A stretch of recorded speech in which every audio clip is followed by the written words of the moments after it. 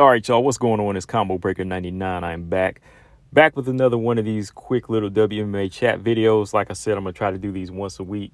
You know, when I'm pretty busy, I haven't been able to do any live streams, but just want to hit y'all with some quick news and some quick reminders, and just to give y'all some of my thoughts on some of these fights coming up, because some of y'all send me messages about some upcoming fights and some updates and want to know my thoughts. So I said, yeah, all right, this is the best way to do it now. So yeah, man, just subscribe and let me know if y'all like these WMMA chat videos. I keep doing these, like I said, when I don't have time to do any lives. But the first news I want to hit y'all with is some news going on tonight. I know I haven't really talked about it too much. INVICTA FC 53 is going down tonight at 9 p.m. Of course, it's starting late again, so it's going to be one of them late cards. But I'm going to be grinding, so I'm going to have it playing in the background. You know, I'm not going to be calling this one, so, you know, I'll just be like chilling, checking it out every now and then, but I'll try to go back and watch the whole thing to give you a review on the card. But yeah, we got the main event is the atomweight champion Jillian DeCourcy taking on Rayan dos Santos, and you got about 7 fights up here. You got a couple fighters making their INVICTA FC debuts, a few atomweight fights, a few bantamweight fights, some good fights on this card. You know, some up and comers, you know, some up and coming prospects, some people I'm looking at, you know, just kind of keeping an eye on. The first fight on the card we have is Kai Bennett versus Kendall Hollowell. I believe she goes by Cobra Kai Bennett. I follow her on Instagram. Still an up-and-coming fighter. And that fight's going to be a flyweight. So, you know, flyweight, that's one of those divisions you got to keep an eye on, because, you know, you got a lot of fighters that are gunning for that UFC flyweight division. So we'll see what Kai Bennett can do against Kendall Hollowell tonight. Alessandra Fiora versus Fiora Hernandez. That's an atomweight fight. Then the third fight you have is Liana Perozin? Yeah, Liana Perozin versus Elise Pone. Elise Pone, you know, she came in like a couple cards ago as a late replacement against, can't remember her name right now. Her name escapes me. But it was a pretty good fight she put on. You know, she really showed like the game face and just the overall killer instinct when she went in there. That's another flyweight fight going down. Fourth fight you have is Monique Adrian versus Nicole Giraldo. Another atomweight fight.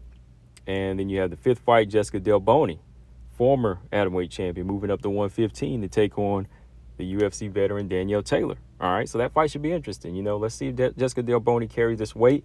I was looking at her at the weigh-in, and she looks solid, man. Like, the weight looks good on her. You know, she looks kind of big, muscular a little bit, and, you know, she looks the part of a strawweight. So we'll see how she can do against a veteran like Danielle Taylor. You know, Danielle Taylor, I believe, is like 11-8, 11-9, something like that.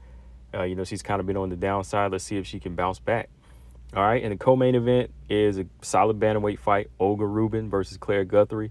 I believe whoever wins this fight, you know, they're going to get a title shot.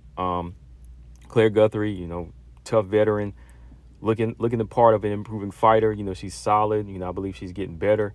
Olga Rubin, also, you know, another one of those fighters that moved down from featherweight, from Bellator to bantamweight.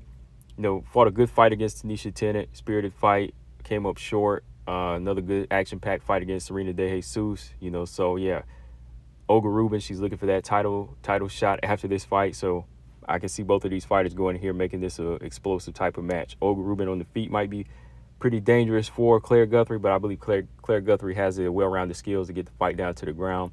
And like I said, she's been getting better overall as like a well-rounded fighter. All right, in the main event, like I said, atomweight fight between Jillian DeCourcy, Rayan dos Santos. Jillian DeCourcy, she's been making a statement, man.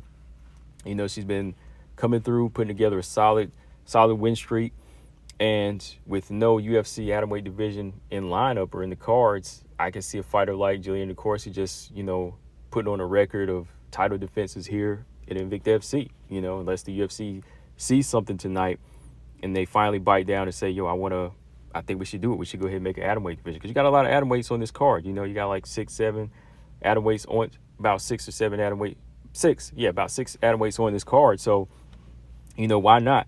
You know, don't make Jillian DeCourcy move up to strawweight to be in the UFC. Just try to make this atomweight division, all right? So, yeah, that's the 7 fights you have tonight. Like I said, this will be on, I believe it's on the Fight app, FITE, and it's also on the YouTube channel for INVICTA FC, so y'all can check it out there. That's where I'll have it playing in the background tonight.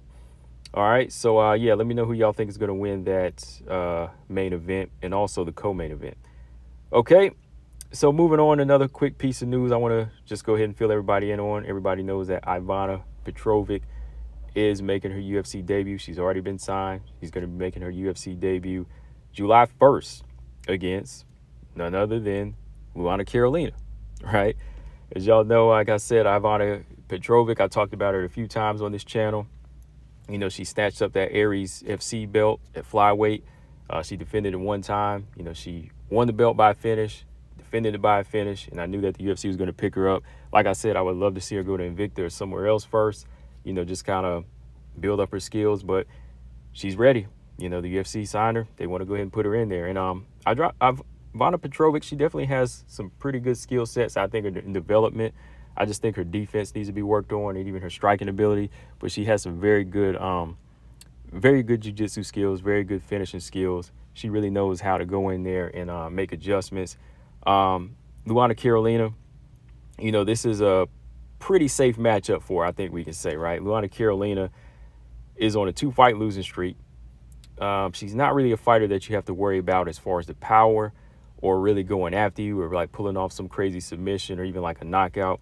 Luana Carolina, I'd say the most dangerous thing about her would probably be just her ability to keep her range and just kind of make it an ugly fight like she's done against some of the other fighters that are one-dimensional. But those are fighters that are one-dimensional. Like Priscilla Cachoeira, she can do that against her. You know, she has that ability to move and step to the side, throw out these, you know, little pity-pat jabs. But somebody like Ivana Petrovic with good takedown skills, I believe she can get this fight down to the ground and come in and make a big statement. So, yeah, I believe she's kind of getting the safety first opponent, you know, as the first go-around. Because, you know, everybody knows, like, when Teresa Blader came in, boom, they put it right in there with Natalia Silva. Bad matchup, right? But I think they see a little bit more here in Ivana Petrovic where they're going to kind of move her with ease and, you know, match her up with fighters like Luana Carolina to start.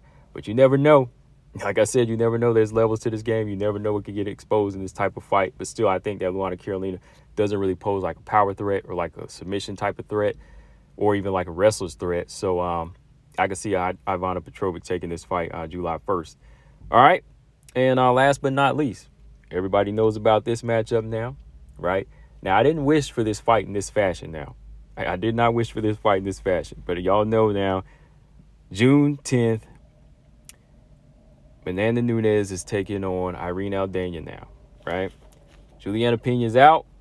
Irene Aldana's in. And it's going down, right? This is the matchup that we asked for. Juliana Pena had to pull out of this one because of a rib injury. Several broken ribs, I believe. I think maybe one or two. Yeah, so she's out of this matchup, and now Irene Aldana is stepping in. Like I said, my thoughts, I like this matchup. I just don't like how it came about. You know, I wasn't one to wish that on her. If the fight was going to go down between Pena and Nunes for a third time, fine, let's take it. You know, it all just came down to bad matchmaking in the first place. But I'm not one to wish anything bad on a person, so let them get an injury so somebody else can step in. Not selfish like that. But now that it's going down, the excitement has come back, but the question still is, like, will Irene Aldana be fully prepared? That is the question, because it is kind of a short notice thing. It's not like she has this full training camp. But we do know that when the fight was announced a few months ago, or, you know, was in the works, even then she didn't really know about it. But at that time, she could have been preparing, right? She could have been watching Amanda's fights and tapes and, you know, preparing and training, because she was already training with Alexa Grasso as well, right, when she was preparing for Valentina. So I think that Irene Aldana will be in some type of shape for this fight. But it'll just all come down to styles, I believe. You know, Amanda Nunes, you know, she's the MMA striker versus, you know, Irene Aldana, who's more the boxer. And we never know how this thing could play out, right? Amanda Nunes could walk into something if Irene Aldana works on her true skills here, you know, work on her true boxing skills and apply them well into this MMA matchup, right? Like, if she takes the best out of her boxing abilities as far as just measuring range and even throwing like those left hooks to the body and timing those left hooks as Amanda Nunes steps in, you know, we could see this fight go Irene Aldana's way. Like I said, if Amanda Nunes comes in with the right hand, she could throw that left hook over it. You know, we never know how she could react to it. But we all know Amanda Nunes has the skills to get this fight to the ground, and that's where she can take this fight at any point in this fight, and it could go her way. All right, but we'll see how it goes, though. You know, like I said, that whole short notice thing could be coming into play because the fight is what, in like a month now. Irene Aldana, I believe she definitely has the skills to make this interesting fight and just the style, but I still kind of favor Amanda Nunes in this one. You know, I think Amanda still wants to go out on top, and she still has been making the right improvements since she left American Top Team and kind of been working on her own in her own gym now. So yeah, man, we'll see how that plays out. But yeah, it's going down June 10th. Just so y'all know, Pena's out, Irene Aldana's in. Let me know who y'all got in this one, guys. That's all I got for this video. Let me know y'all's thoughts on the Invicta card, what y'all think of Petrovic versus Carolina, and the newly announced Nunes versus Aldana. Make sure y'all subscribe, and like I said, keep doing these little videos whenever I don't have time. Combo Breaker 99, make sure y'all subscribe. I'm out. Peace.